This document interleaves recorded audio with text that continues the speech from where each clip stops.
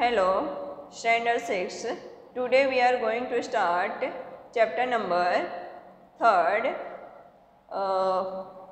जहाँ से हम लोगों ने चैप्टर नंबर 3rd को छोड़ा था वहाँ से आज हम लोग स्टार्ट करने जा रहे हैं चैप्टर नंबर 3rd को। ठीक है, हम लोग यहाँ पिक्चर तक पढ़ चुके थे, पब्लिक बाथ मोहनजोदाड़ो। ठीक है, अब हम लोग यहाँ पे देखेंगे here street where parallel to main road increased each other at a right angle. Road and street were organized in such a manner that the whole town could be divided into a square and rectangular section.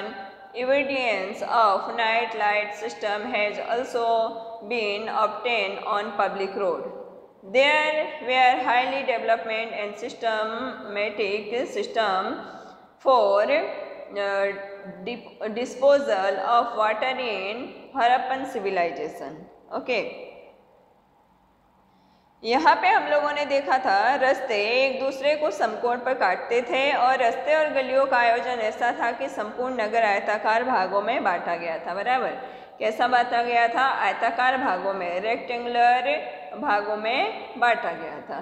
बराबर, फिर है सार्वजनिक रास्ते पर रात्रि में प्रकाश की व्यवस्था के प्रमाण भी देखने को मिलते हैं।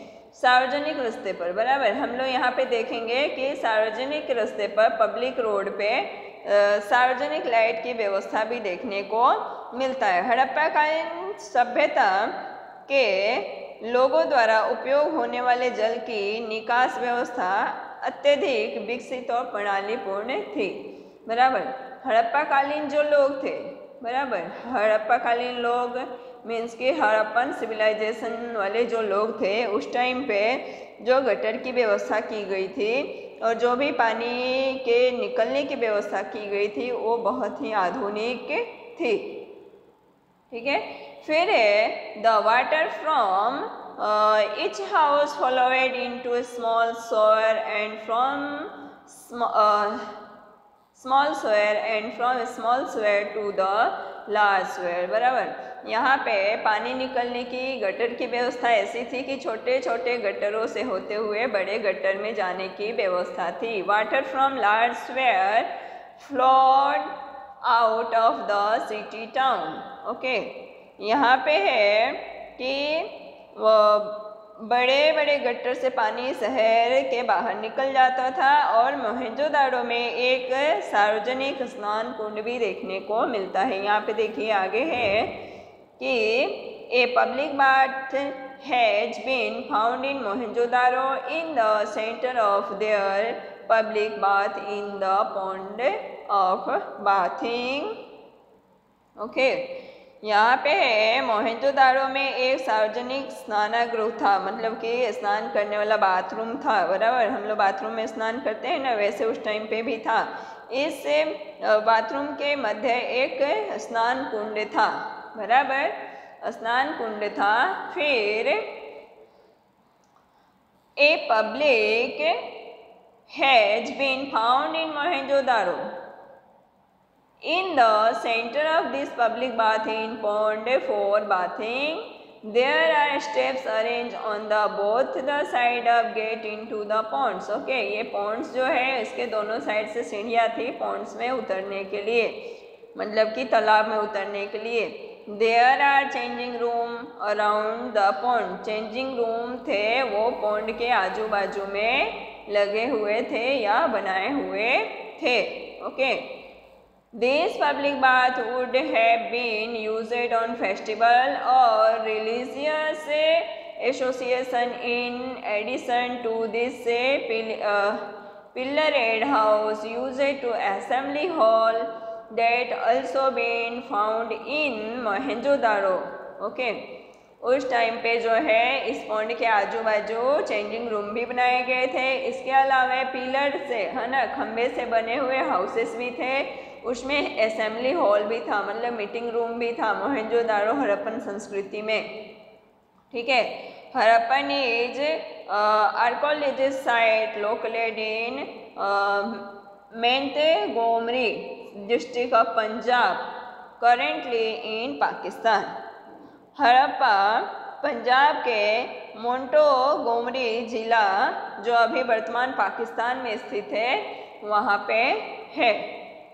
ओके, फिर है लोकलेड इन मोंटेरिटी डिस्ट्रिक्ट के, ये हम लोग देख चुके हैं। फिर हड़प्पन मस्ट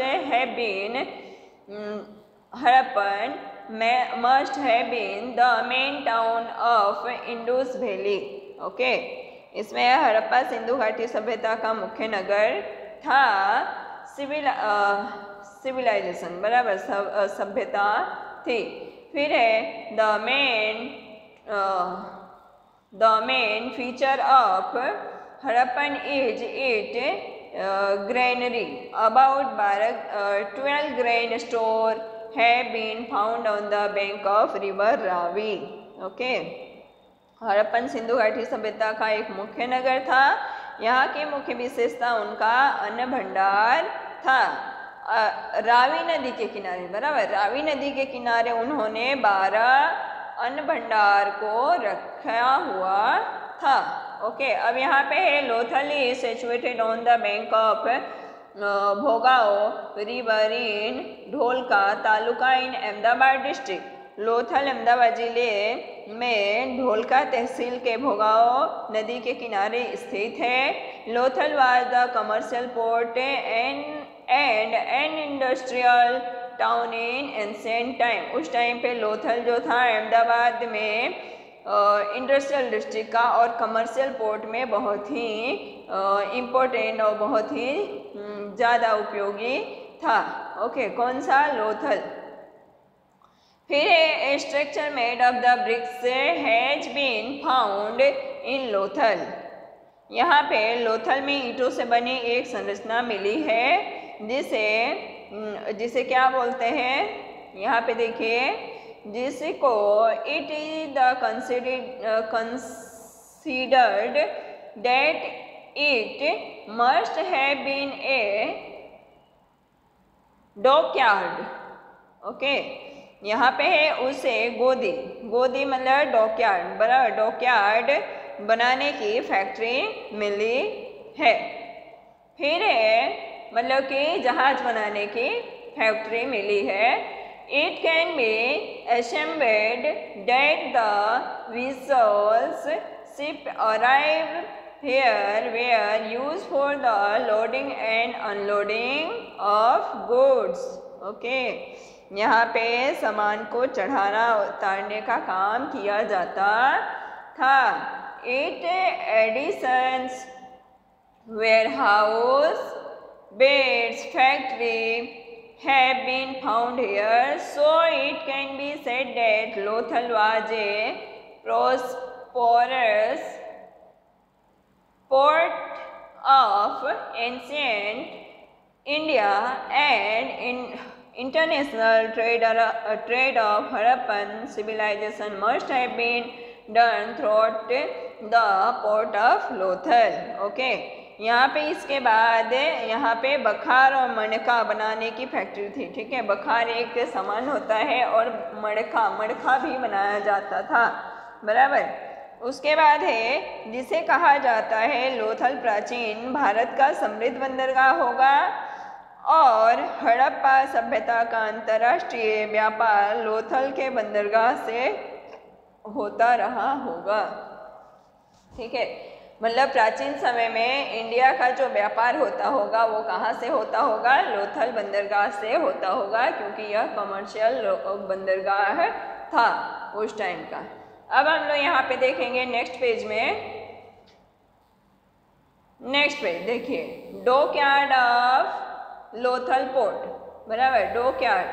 डॉकयार्ड जो है एक तरह का जहाज है, वो लोथल पोर्ट पे है।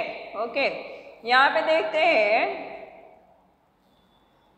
Dholavira is an archaeologist site located in the Khadir Bet area in Bhachau taluka in Kutch district. Generally the Harappan town are divided in 2 parts. Okay, Dholavira Kutch जिले के भचाऊ तहसील के खादीर बेट क्षेत्र में आने वाला पुरातत्वीय स्थल है। सामान्यतः हड़प्पा नगर 2 भागों में बांटा गया है। ओके, कितने भागों में बांटा गया है? 2 भागों में बांटा गया है। फिर है will the town of Dholavira is divided into 3 parts, और वहीं पे धोलावीरा को 3 पार्ट्स में डिवाइड किया गया है। उसमें फर्स्ट है सिटार्ड किला, ओके, सिटार्ड फोर्ट, जिसको हम लोग क्या बोलते हैं? Sittard fort. सेकंड है अपर टाउन, ऊपरी नगर। थर्ड है लोअर टाउन, निचला नगर। The main speciality of Dholavira town is rain water harvesting system and stadium. Okay, Dholavira का मुख्य विशेषता क्या थी कि जल संग्रह की व्यवस्था करना और एक स्टेडियम है, जल संग्रह व्यवस्था करने की स्टेडियम है। जैसे कि अभी भी राजस्थान में हम लोग कहीं ना कहीं देखेंगे कि जो बरसात होती है तो बरसात के पानी को इकट्ठा कर लिया जाता है ताकि वो हमें जब पानी न मिले तब वो हमें काम आए। उसी तरह से उस टाइम पे भी इसकी व्यवस्था की गई थी।